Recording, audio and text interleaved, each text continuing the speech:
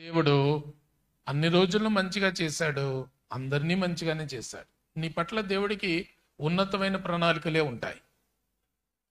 నిన్ను బికారిని చేయాలని, అడుగు తినే వ్యక్తినిగా చేయాలని, నిన్ను పాడు చేయాలని, నిన్ను నాశనం చేయాలని దేవుడు ఎందుకు సృష్టిస్తాడు నిన్ను?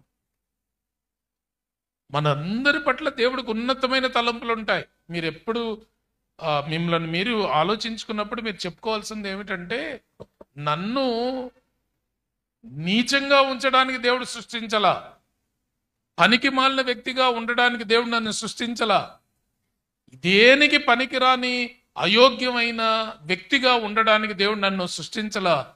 దేవుడికి నా పట్ల ఉన్నతమైన ప్రణాళిక ఉంది. ఆయనకేమైనా పక్షపాతం ఉంటుందా?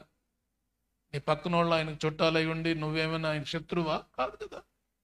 నిన్ను సృష్టించిన దేవుడు నిన్ను గొప్ప ఆశయంతోనే సృష్టించాడు.